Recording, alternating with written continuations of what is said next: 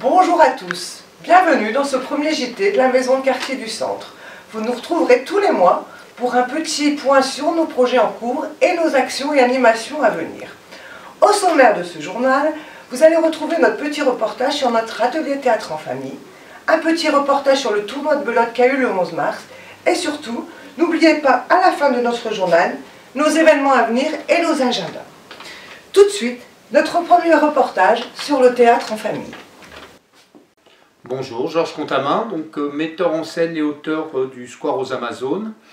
Donc c'est une pièce de théâtre qui a été écrite il y a 6 ans. C'est une pièce de théâtre qui parle de la parentalité, enfin qui évoque l'aventure de quelques mamans qui se retrouvent régulièrement dans un square pour enfants où elles accompagnent leurs gamins. Voilà, sur des jeux. Donc c'est un peu leur quotidien, c'est 6 mamans qui sont d'une certaine façon 6 stéréotypes, 6 femmes différentes, et l'idée c'est un petit peu d'aborder leur quotidien, l'éducation de leurs enfants, leur vie de couple, et puis la place du papa. Et puis au cours de la pièce va se dérouler un événement inattendu, c'est-à-dire que va arriver un papa au milieu de ce square, et voilà, ça va avoir tendance à mettre un petit peu le bazar. Voilà, là la cascade. C'est quoi ça? Je ne sais pas.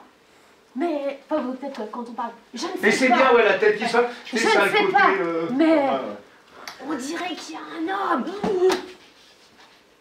Un homme? Ici? Je ne sais pas, j'ai dit pourquoi, qu'est-ce qu'il veut? Je ne sais pas, je découvre comme vous. Donc bonjour. Bonjour. Donc, je me présente, Gilles Tirel, je suis intervenant extérieur à la maison de quartier. J'ai été choisi pour pouvoir intervenir dans le projet théâtre monté par la maison de quartier en vue d'encadrer les ateliers décors. Donc mon rôle est de pouvoir aider les gens à réaliser le décor qui va servir à cette pièce de théâtre. Et donc du coup le décor est fait par les membres de la maison de quartier? Tout à fait. Donc ce sont les parents et enfants qui viennent sur des séances du samedi après-midi et du lundi soir pour travailler le projet décor.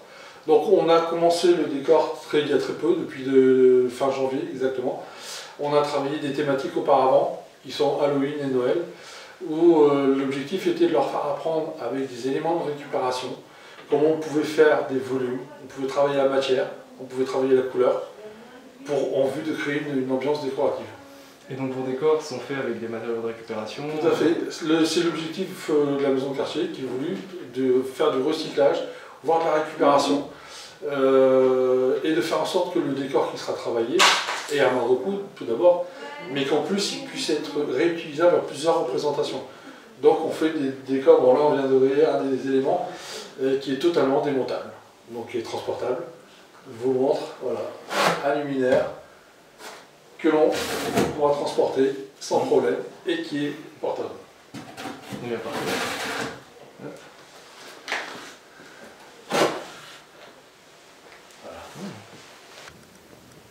Merci à Jérôme pour ce reportage.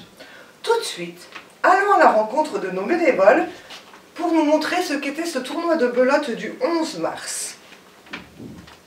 Bonjour Marie-France, tu es responsable des bénévoles qui organisent le loto et la belote. Quelles sont tes motivations après le Covid? C'est très difficile de se remotiver parce que, comme tout le monde, on est resté dans son coin. Mais il n'y a pas de problème. Moi et mon équipe, on est parti pour faire des belotes et des lotos. Une fois par mois, ce sera la belote. Et l'autre mois d'après, ce sera le loto. Donc le prochain, ça sera le loto, qui aura lieu le vendredi 8 avril au Ciné Merlin à Petit-Fort. Et la belote, ce sera le vendredi 6 mai, pareil, toujours au Ciné Merlin à Petit-Fort. Est-ce que les gens de Gravelines ou des alentours ont autant envie de revenir jouer à la belote ou faire des lotos? C'est très très difficile parce qu'il y a des gens qui ont encore peur et qui ont pris d'autres habitudes. Et je suppose que tu es entouré d'une bonne équipe de bénévoles. Ah ça, je remercie tous les bénévoles qui me donnent un coup de main parce que sans eux, je ne suis rien.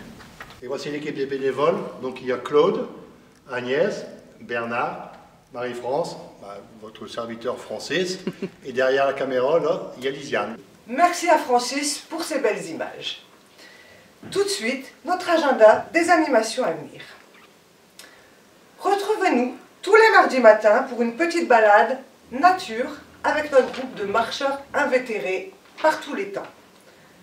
À noter, le 26 mars, grande après-midi pour les familles avec notre flânerie carnavalesque de 14h à 17h. Venez déguiser, goûter et jouer en famille dans un décor de carnaval. Dès ce lundi 21 mars, participez à notre grand jeu familial Trouve mon galet. 6 galets sont cachés aux abords de la structure. Ramenez-les nous le samedi 26 mars entre 14h et 16h. Un galet ramené égale un lot gagné. Alors tous à la recherche du galet. Retrouvez-nous aussi tous les mardis, jeudi soir et samedi après-midi pour nos ateliers déco parents enfants. Surtout, n'hésitez pas non plus à venir tout au long de la semaine pour retrouver nos ateliers adultes qui ont lieu tous les après-midi. Suivez-nous surtout sur notre page Facebook Maison de quartier du Centre.